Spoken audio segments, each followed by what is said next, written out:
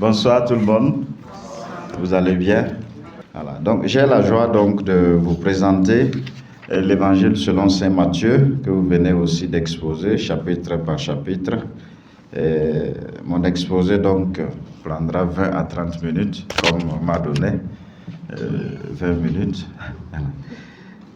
Je parlerai de la question de l'auteur, l'évangile de Matthieu, de la date de rédaction, des destinataires de l'évangile, de quelques traits littéraires dans l'évangile de Matthieu, pour finir avec les aspects théologiques dans l'évangile de Matthieu. Pour la question de l'auteur, en tout cas jusqu'à présent, la tradition retient que c'est Lévi, celui qui a été appelé au chapitre 9, verset 9, qui est l'auteur de l'évangile de Matthieu. Auteur, c'est aussi trop dit, parce que du point de vue littéraire, tous les textes, surtout du Nouveau Testament, ont pour auteur l'Église. Voilà, parce que Matthieu a écrit pour répondre aux attentes d'une communauté, en même temps pour écrire cette bonne nouvelle, l'événement Jésus-Christ, mais c'est surtout pour répondre aux attentes d'une communauté. Donc, il y a des débats pour dire que, c'est pas le même Matthieu, c'est pas le publicain qui a été appelé, mais au moins l'Église retient que c'est bien Matthieu le publicain, celui qui a appelé au chapitre 9, qui est l'auteur de cet évangile. Même si lui-même il ne le dit pas, comme par exemple dans l'évangile de Luc, au premier chapitre, il adresse à un Théophile, son écrit, ou bien dans l'évangile de Jean, où à la fin également aussi, il dit que celui qui a vu, qui rend témoignage, on retient donc que c'est ce Matthieu qui a été disciple, qui a été appelé, qui est l'auteur du premier évangile. Pour la date de rédaction aussi du premier évangile, on pense que l'évangile de Matthieu serait rédigé autour des années 70-80, ce qui est à la question aussi de préséance au niveau des évangélistes. Qui a été le premier à écrire? Les débats aujourd'hui, ou la synthèse de ces débats aujourd'hui se limite à dire que c'est Marc qui est le premier, et à partir de l'évangile de Marc, Matthieu s'en est servi, Luc aussi s'en est servi. Jean, c'est carrément un autre style évangélique, donc lui, il n'a pas fait cas, il ne s'est pas servi de l'évangile de Marc. Voilà. Donc c'est ce qu'on appelle un peu la question synoptique, la ressemblance entre donc ces trois évangiles, Marc, Matthieu et Luc. Et là, on se demande pourquoi cette ressemblance, et pourquoi aussi, parce qu'il y a des dissemblances également dans leurs écrits. Il y a des récits qui sont propres à chaque évangéliste, ou bien des manières de faire aussi qui sont propres à chaque évangéliste, même si on a l'impression que c'est pratiquement la même structure qui est utilisée pour cette rédaction. Donc 70-80, voilà. Donc Matthieu, postérieur donc à la chute du temple, le temple qui a été détruit en l'an 70 après Jésus-Christ. Donc, et des passages donc, dans l'évangile de Matthieu peuvent témoigner de cela. On reviendra un peu plus loin. Et pour le lieu de rédaction, on pense donc que c'est Antioche de Syrie. Parce que quand vous lisez dès le chapitre 4, le verset 24, on dit que la renommée de Jésus se répandit jusqu'en Syrie. Était-il là-bas quand il écrivait? Donc, on cherche souvent des indices ou des traces dans les évangiles pour pouvoir, en fait, dire que c'est à tel endroit, la géographie, que cet évangile a été rédigé. Donc, on pense que c'est à Antioche de Syrie que cet évangile a été rédigé. Et pour la question des destinataires, à chaque évangéliste, on attribue une communauté spécifique. Et pour le cas de Matthieu, on pense que c'est une communauté judéo-chrétienne. Donc, il a adressé son évangile donc, à des gens qui ont fait le passage entre du judaïsme au christianisme. Voilà. Donc, des judéo-chrétiens. Pour les autres évangélistes aussi, quand on le verra, on reviendra également sur chacun, les destinataires propres de chaque évangile. On parle de Matthieu aussi, et Marc a des parano-chrétiens, Luc également aussi a des parano-chrétiens, pour ceux qui regardent les évangiles synoptiques, et Matthieu à des judéo-chrétiens. En disant qu'il a adressé aussi son évangile à des judéo-chrétiens, cela ne veut pas dire que cet évangile n'était pas aussi, n'est pas pour tout le monde, c'est pour tout le monde. Mais quand on regarde un peu dans le texte, on voit en fait des expressions ou bien des manières de faire qui montrent qu'effectivement cet évangile-là est adressé à des judéo-chrétiens. Donc, il défend la fidélité à la Torah pour une communauté juive. Et quand vous regardez aussi au niveau du chapitre 5, là, après les béatitudes, ce qui suit du 17 au 20, ce sont des questions sur la Torah où Jésus est appelé à rectifier pas mal de choses. Voilà. Et une communauté aussi fidèle à la piété juive, vous voyez aussi le chapitre 6, la question de la prière, du jeûne et de l'aumône également, qui sont des pratiques propres donc, au milieu juif. Et dans cette communauté également, la question de la dîme à payer, devons-nous payer l'impôt à César, oui ou non, donc ces aspects qui ressortent aussi. La question de l'observance du sabbat, voilà, qui revient régulièrement, et ce point constitue des débats ou des controverses entre Jésus et les pharisiens qui sont très attachés à la pratique donc, de la loi. Ainsi, Matthieu montre en fait l'aile judéo-chrétienne fermée donc aux païens. Et Jésus se voue aussi à la mission de Messie d'Israël. Voilà. Donc les 12 disciples, où est-ce qu'il les a envoyés? Ne prenez pas le chemin des païens et n'entrez pas dans une ville des Samaritains. Allez plutôt donc vers les brebis perdues de la maison d'Israël. Donc au chapitre 10, 5, 6. Donc on a l'impression que cet évangile ne s'est pas ouvert très rapidement à tout le monde, mais il y a quand même, les destinataires sont ciblés. Allez d'abord vers cela, même si vers la fin, au chapitre 28, les versets 16 à 20, Jésus va envoyer maintenant tout le monde, aller de toutes les nations, faire des disciples, les baptisant au nom du Père et du Fils et du Saint-Esprit. Donc on a un peu ici qu'il y a un chemin qui est donné donc à l'évangélisation, à cet pour que ce soit d'abord les Juifs et ensuite tout le monde. Mais il y a aussi des éléments à l'interne, donc dès le départ même, qui nous montrent un autre élément. Donc au début de l'évangile, là, la généalogie de Jésus, il fait remonter cette généalogie à David et à Abraham. Donc pour marquer en fait les racines ou bien les origines juives aussi de Jésus. Luc par contre va faire remonter la généalogie à Adam pour montrer qu'il est vraiment venu pour tout le monde. Mais dans l'évangile de Matthieu aussi, il y a des éléments aussi qui nous confortent que ce n'est pas seulement adressé aux Juifs. Voilà. Même dès le début, quand vous voyez l'épisode des rois mages, c'est pour montrer en fait cette universalité du salut. Ils sont venus d'où? De l'Orient, voilà, à la vue de l'astre, pour venir adorer le Fils de Dieu. Donc voilà, au moins un trait caractéristique dès le début et aussi à la fin, l'envoi en mission des disciples.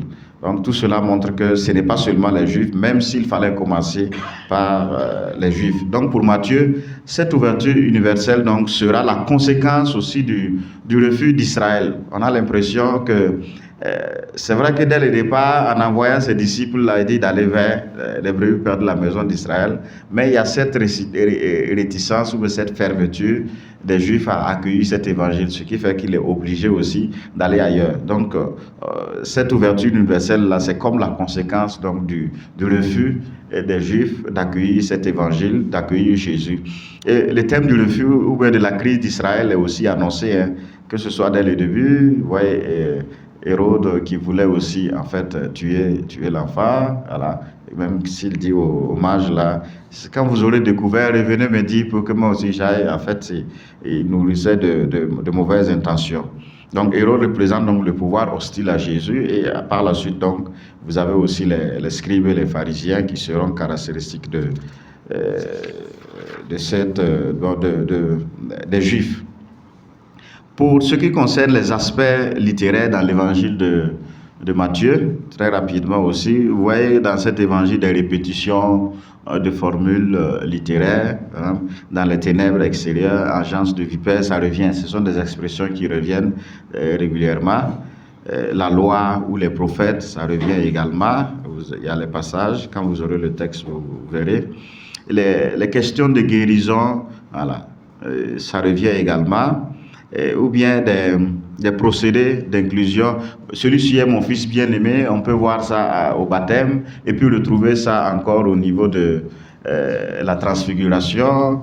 Quand le royaume des cieux est à eux, bon, on peut voir ça aussi au niveau des béatitudes, dès le chapitre 5, 3, et puis retrouver ça aussi même au verset 10. La question aussi le ciel, les trésors, voilà, ce sont des expressions qui reviennent, ou bien génération mauvaise, génération incrédule, voilà, ou bien le plus grand dans le royaume des cieux qui est le plus grand au niveau du chapitre 18 pour la question de la communauté chrétienne. Est-ce qu'on peut répudier sa femme? Voilà. Donc, ce sont ces expressions-là qui reviennent. On parle d'inclusion dans l'évangile de Matthieu, quand on retrouve des expressions au début et à la fin. Souvent, en fait, cette manière d'écrire ou de parler permet donc à ceux qui écoutent ou bien à ceux qui suivent de pouvoir retenir quelque chose. Voilà, c'est comme des méthodes d'apprentissage donc de cet évangile-là. Parce qu'au début, il faut comprendre que c'était aussi une tradition orale avant que cela ne soit mis par écrit. Il y a aussi des parallélismes qu'on peut retrouver dans l'évangile de Matthieu.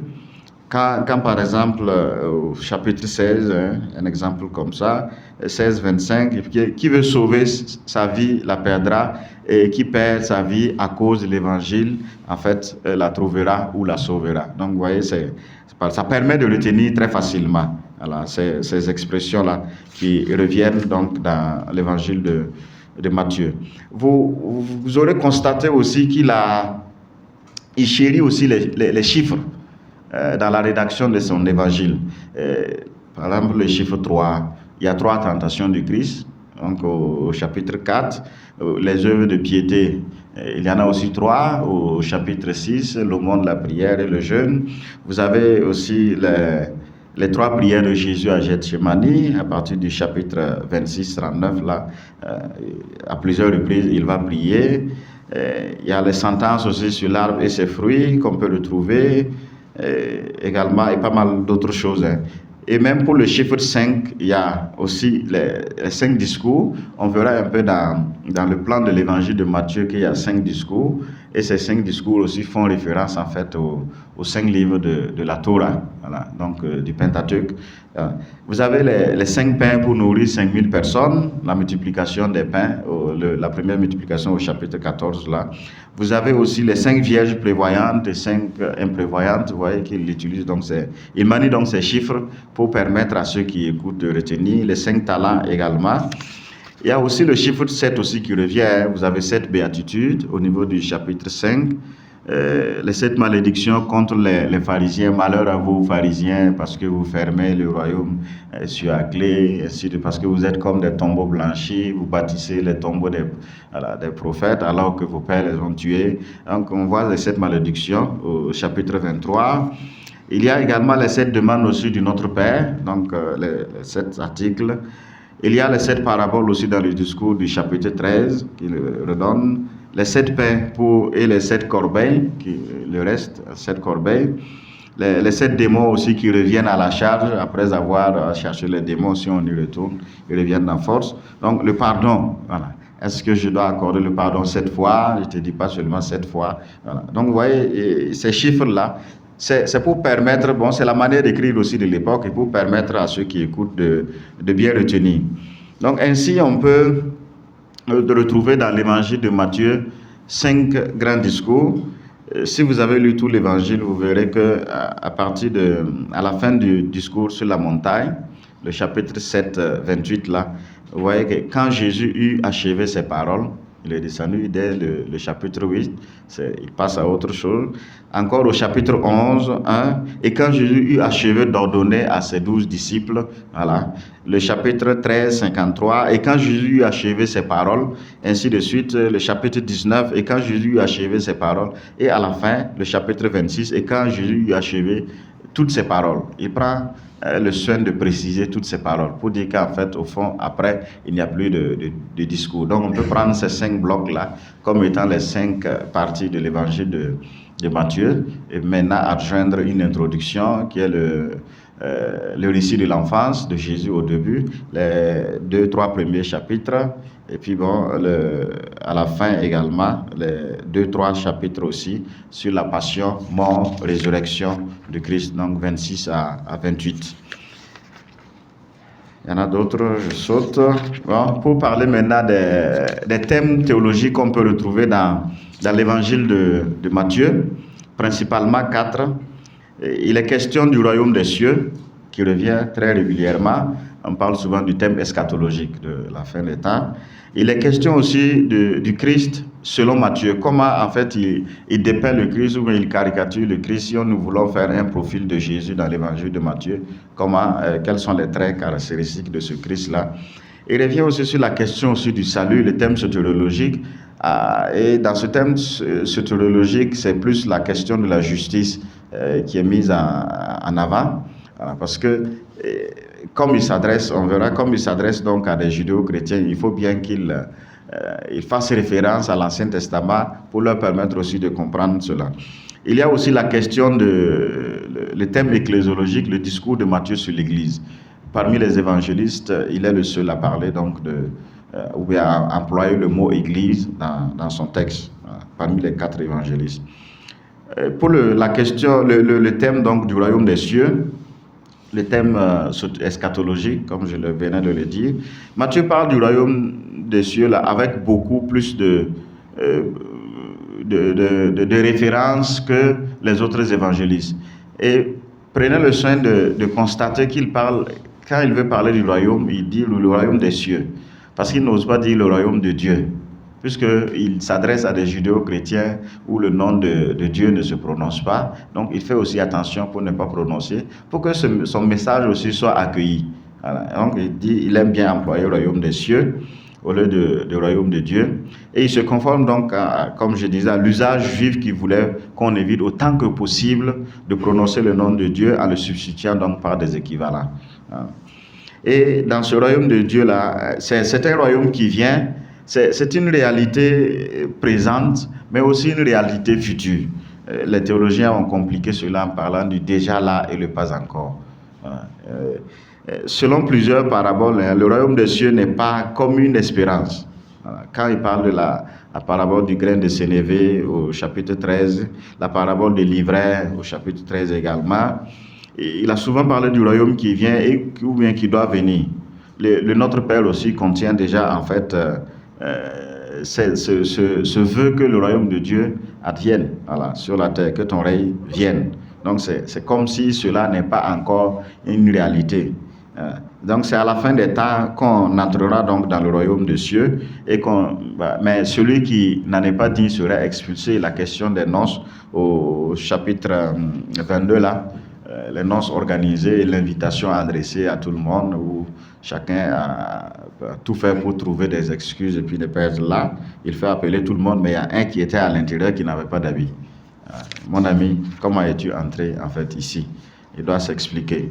Donc Matthieu est celui qui mettra le plus en relief donc cet aspect futur du royaume en développant donc le lien entre le royaume et le second avènement aussi du Fils de Dieu. Quand le Fils de l'homme viendra. Voilà. Ou bien quand il va parler aussi du jugement, donc c'est quelque chose à venir. Le jugement dernier, il mettra à sa gauche les boucs et puis à sa droite les brebis. Venez, les brebis les bénis de mon Père. Voilà. Et puis ici, allez-vous-en. Voilà. Le royaume où l'on rentre aussi, c'est une réalité donc qui est présente. Voilà. Parce que tout le monde est invité à entrer dans ce royaume. Ce n'est pas quelque chose à attendre dans un futur lointain. Tout le monde est déjà invité à rentrer dans le royaume. Il y a les héritiers privilégiés donc qui entrent dans ce royaume. Il y a les pauvres, il y a les persécutés. Rappelez-vous donc les béatitudes. Heureux, voilà. Heureux ceux qui sont persécutés. Voilà, le royaume des cieux est à vous. Donc ce sont les privilégiés donc du royaume. Tous ils sont invités, Mais les publicains et les pécheurs nous devanceront dans le royaume des cieux, comme dit Jésus. Donc, si on refuse donc cette invitation, le royaume sera donné à d'autres personnes. C'est comme aussi la question de la vie confiée à des vignerons qui n'en ont pas pris soin. La vie sera retirée pour être confiée aussi à d'autres personnes. Voilà. Tous ceux qui veulent y entrer donc, dans ce royaume, selon Matthieu, doivent être comme des enfants. Le chapitre 18 et 19 là, 19, 14, 18, 3 là. Et se faire comme des enfants pour pouvoir entrer dans le royaume des cieux et faire aussi la volonté de mon Père. Donc dans le chapitre 7, ce n'est pas en disant seulement Seigneur, Seigneur qu'on entrera dans le royaume des cieux, mais en faisant la volonté de mon Père qui est dans les cieux. Et il faut vivre aussi dans la charité fraternelle, pratiquer donc une justice supérieure à celle des scribes et des pharisiens. Si votre justice ne surpasse pas celle des scribes et des pharisiens, vous n'entrerez pas dans le royaume des cieux, au niveau du chapitre 5 là. Voilà. Bon, même si il montre aussi qu'en fait il faut agir avec violence parce que la porte est étroite, il faut s'efforcer d'entrer dans cette porte étroite là, au besoin. Voilà. Il y a également les disciples. Aux disciples, le mystère du royaume des cieux est révélé. Donc, ils révèlent. Quand ils ne comprennent pas, ils posent la question. Jésus. Il y a également aussi la foule qui presse aussi Jésus et qui veut comprendre pas mal de choses. Et comment il décrit aussi Jésus dans l'évangile de Matthieu, donc le discours sur Jésus, la christologie mathéenne. Jésus d'abord comme Messie et fils de David, on voit ça déjà dès la généalogie au premier chapitre là, où il revient, fils de David, fils d'Abraham. Voilà. Jésus est donc fils de Dieu et fils de David, intimement lié donc à Israël pour que Jésus soit rattaché donc aux origines d'Israël, puisqu'il s'adresse à des judéo-chrétiens pour qu'ils comprennent bien. Quand on prononce le nom de David, c'est le roi idéal. Si on prononce aussi Abraham, c'est leur père dans la foi. Donc, ils comprennent très facilement quand Matthieu donc, fait appel à ses ancêtres, ou bien à ses patriarches de l'histoire d'Israël. Donc, Jésus est aussi roi des Juifs. On voit bien les mages déjà qui vont, où est le roi des Juifs qui vient de naître. Hérode également aussi qui... Si quand vous l'aurez trouvé, vous revenez me dire pour que moi aussi j'aille adorer. À la fin également, avec Pilate, qui est le roi des Juifs, également, et même les badauds, la foule qui était là, honneur à toi, roi des Juifs. Ils le disent, mais sans le savoir, mais c'est bien le roi des Juifs, voilà, le descendant de David également. Et Jésus accomplit donc les Écritures. Voilà. Il est le Messie, aussi promis par l'Ancien Testament, attendu par les Juifs, mais rejeté par ceux-ci qui ne l'ont pas forcément reconnu comme étant le Messie. Et il y a pas mal de citations, donc de références à l'Ancien Testament pour effectivement confirmer que Jésus est le Messie. Donc, dès sa naissance, la naissance d'une vierge qui fait référence au livre d'Isaïe. Voici que la jeune femme est enceinte, Isaïe 7, 14, elle mettra au monde un fils. Son séjour aussi en Égypte, d'Égypte j'ai appelé mon fils, donc cette référence. Le massacre des innocents, comme les enfants de Rachel, voilà, qui pleurent. Son établissement à Nazareth, il sera appelé le Nazaréen, Jérémie 13, 5. Et donc, pas mal de références donc, qui montrent effectivement qu'il accomplit les Écritures et il est le Messie que le peuple attendait. Et le Messie des nations aussi. Donc, dès le début de l'Évangile, Jésus est présenté aussi comme fils d'Abraham, à qui est promise donc la bénédiction pour les nations. Et c'est dit fils d'Abraham, mais déjà, même dans cette promesse ou bien dans cette affiliation à Abraham, il faut comprendre aussi que c'est adressé donc à toutes les nations. Parce que si on remonte au niveau du livre de la Genèse, le chapitre 12, 3, où Yahvé disait à Abraham, je bénirai ceux qui te béniront. Voilà, je maudirai aussi ceux qui te maudiront.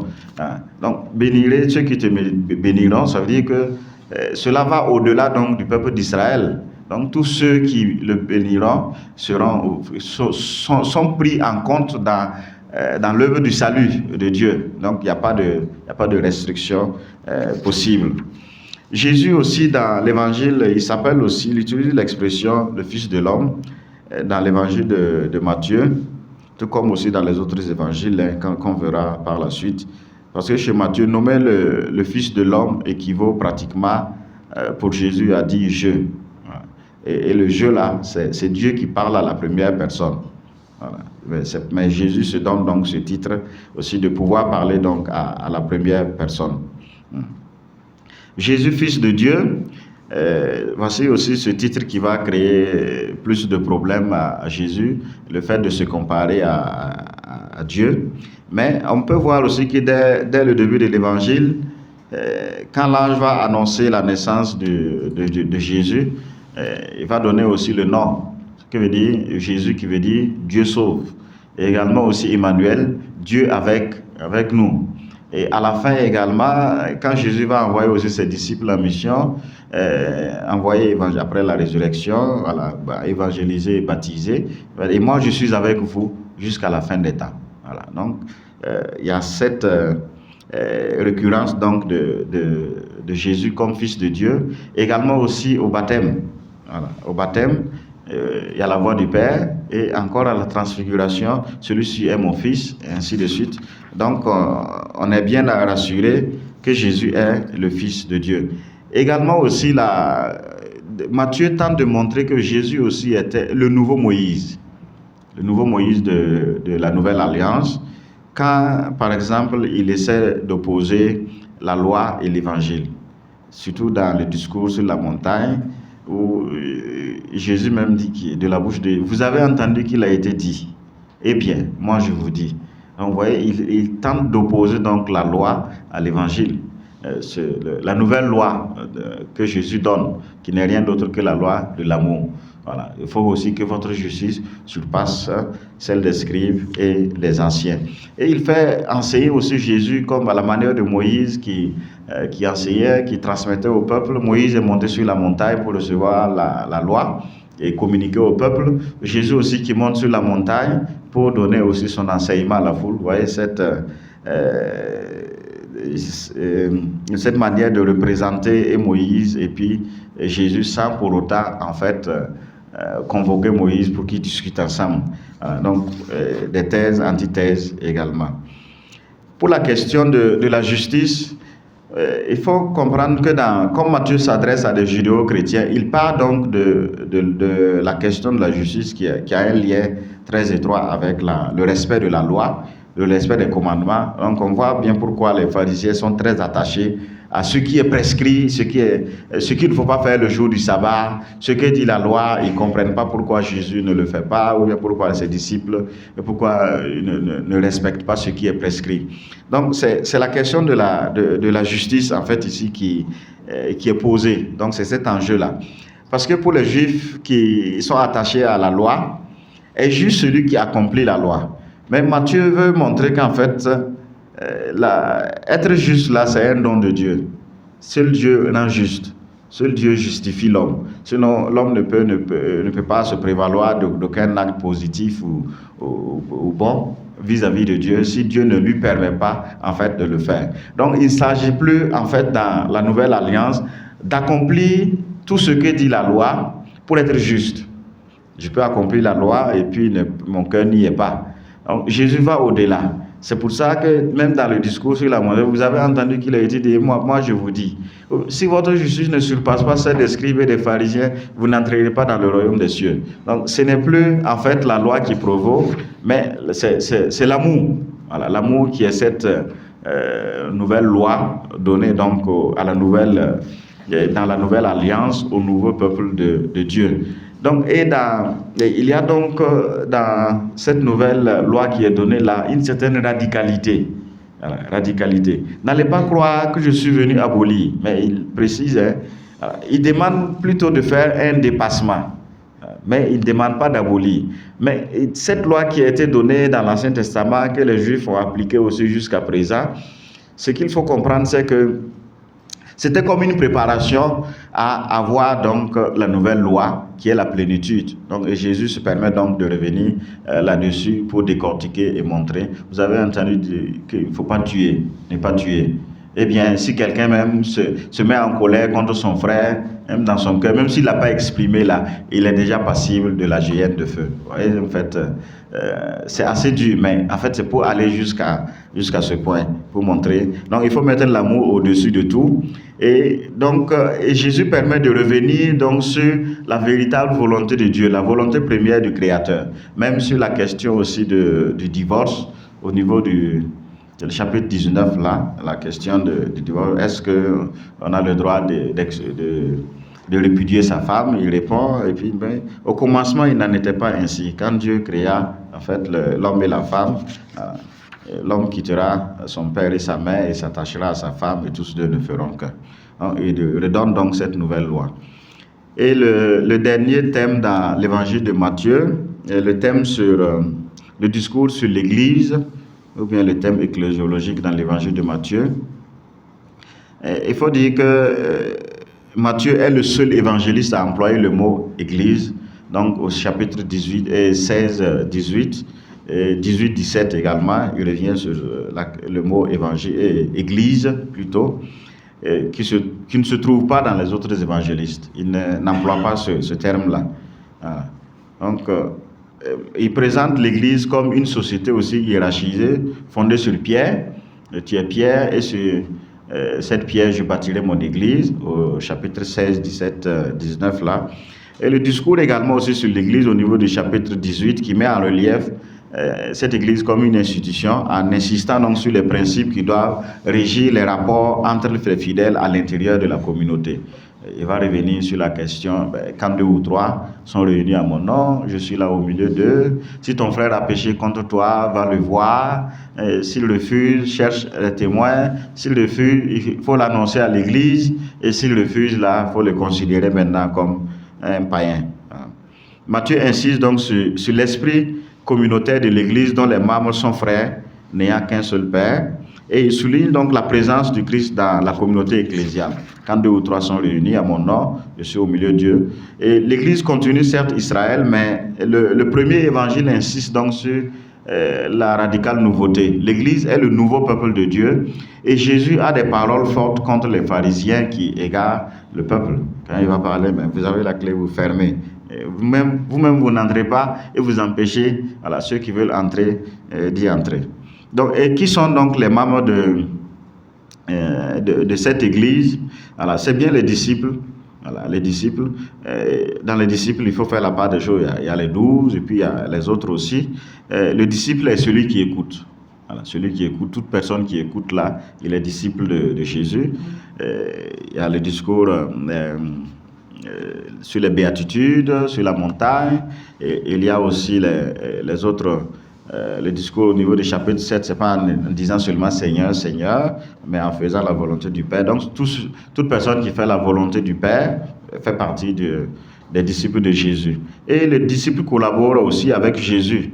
Comme il est appelé, il est envoyé en mission, et il doit revenir aussi rendre compte de la mission. Donc, le disciple pour Matthieu est petit, et puis il est aussi fragile. Voilà pourquoi il va parler de ne pas être scandale, malheur à celui par qui le scandale advient. Il vaut mieux pour cette personne ne même pas naître. Il y a également aussi les non-disciples.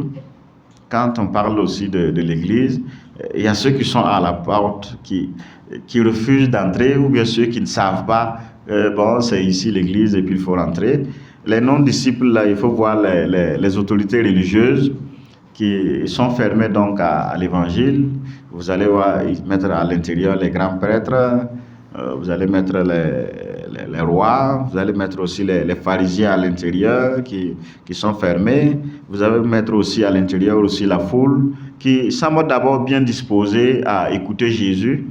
Et il voit en lui un prophète, il écoute sa parole. Voilà. Le discours sur la montagne, ils étaient là. Il lui amène aussi les malades, donc ce souci des pauvres. Elle est frappée d'étonnement devant tout ce que Jésus accomplissait comme miracle. Mais cependant, la foi de la foule est superficielle et je dirais même ambiguë. Vous voyez qu'à la fin, Voilà. Ils vont dire, que dois-je faire de Jésus, celui que l'on appelle Christ? Qu'est-ce qu'ils vont dire? À mort, crucifie-le. Donc, vous voyez, on a l'impression que cette foule-là ne sait pas trop, voilà, ce qu'elle veut et qui est Jésus donc pour eux. Donc, voici donc un évangile qui nous permet d'entrer, Matthieu qui nous permet donc de lire et de comprendre aussi l'événement Jésus, et à travers tout ce qu'il raconte, c'est bien la bonne nouvelle de Jésus dans l'aujourd'hui donc de la vie des hommes. Donc, j'en ai fini.